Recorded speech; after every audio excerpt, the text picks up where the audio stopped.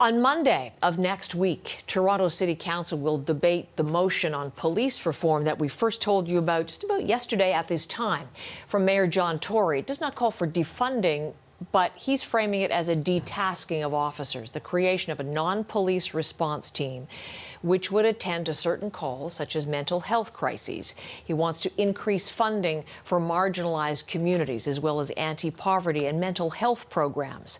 The mayor says the changes will drive police budget reductions in the long term. That is something Ontario's premier staunchly opposes. You got to be kidding me. Let's increase funding for areas of community outreach, building better relationships with communities. I do not believe in cutting police budgets. Simple as that. Critics say John Tory's plan doesn't go far enough. They want to see Toronto's $1.2 billion budget slashed. Some local politicians support that. They've put forward an alternate motion to cut the budget by 10%. That proposal will also be debated next week. And that's certainly something that we're going to be covering with you next week as we continue to follow this issue. We're going to talk about this, too, with my next guest, Beverly Bain in Toronto, who is a professor of women and gender studies at the University of Toronto. But she's also one of the main members of the No Pride in Policing Coalition. And she's also one of the main organizers of an event coming up on Sunday called Abolish Police in Canada, a Pride rally and teach-in. You will remember Professor Bain, because we spoke a few weeks ago. We're just delighted to have you back. Thank you for being part of the program again. So many things to ask you about in a constrained period of time. So let me jump right in with the event itself. Abolish Police in Canada, a Pride rally. It's not part of Pride itself. It's sort of an accessory to in tandem with, but this is a part of reimagining Pride, as you framed it. Tell me about the event. It is also part of reimagining Pride, but it's bigger than that. The No Police in Pride Coalition was formed in 2018, and it was formed to support Black Lives Matter position on removing police from the Pride parade. And the membership of Pride had voted that year to support that, but the following year decided that they wanted to invite police back in Pride, and we formed this coalition, and we were successful in getting the membership to again support Black Lives Matter decision on not having police back in Pride. This year, because of the ongoing violence, brutality, murders that we are seeing, particularly what we have seen recently is the killing here in Canada of numerous people at the hands of police who have called police for the purpose of mental health checks or being in crisis, such as Rodney Levi, Chantal Moore, DeAndre Campble, Regis Koczynski-Paquette mysteriously fell from her balcony, as said, while police was in her apartment. And then recently we had Ijaz Ahmed Chowdhury in Peel, who was killed, again, someone else in mental health, in crisis, where the police came in and he was killed by the police. So basically, we see all of this happening. We also see some unresolved and ongoing issues in terms of police violence with Black queers and trans. We have unresolved, investigations around such trans Black women as Sumaya Dalmar, Dalmar, a Somalian Canadian woman, Laura Wells, and a number of others who have died mysteriously and, of course, have been ignored. So it's important to hear the names of these cases, and we've been talking a lot about it, reporting on them and showing the images and the protests and talking of these stories, because they've really, as you say, come to the fore of late. But they've also really sparked intense conversations about these issues. You were the first guest I had after the killing of George Floyd. Right.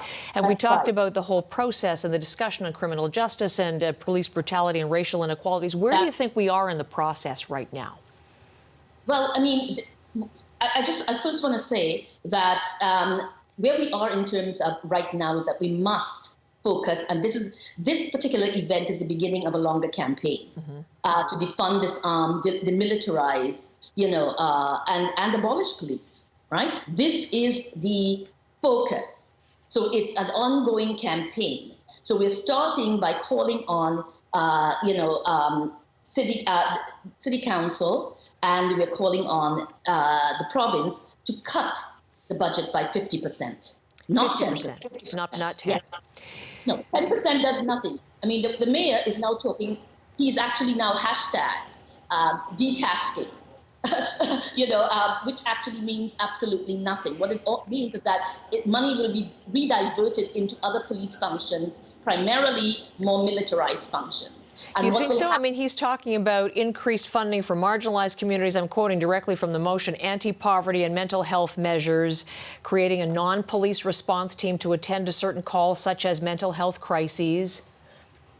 Money will be thrown in that direction, except what will be thrown is really small. When we think about 5%, we're thinking about $122,000 of a $1.1 billion. That's nothing. That's a drop in the bucket. Let's be clear. So the rest of the budget itself is not really being hampered. And in fact, more money is being put into the budget, by the way, for body cams, which are very expensive, as we know. They're $5 million and more. Plus, they are actually not necessarily effective, because what they do is that they don't give you a proper peripheral vision, number one, and police can turn these cameras on and off at will. That's true. So we're seeing that. Right? Even though many, even next week, many municipalities are having the debate on body cameras before their own municipal councils as well. So you're looking for 50%. At least. But, yes. I mean, you just heard the Premier in the introduction to you. I mean, the whole word abolish, even those who are supportive of reform and change and understand or are trying to understand as the issues, they still want their cities and communities to be safe. And the word abolish implies that would not be the case. And the question becomes for who, Heather? Because the people who are actually most at risk have been racialized, indigenous, Black, poor, homeless, which are pretty much, 50% of our population, if not more.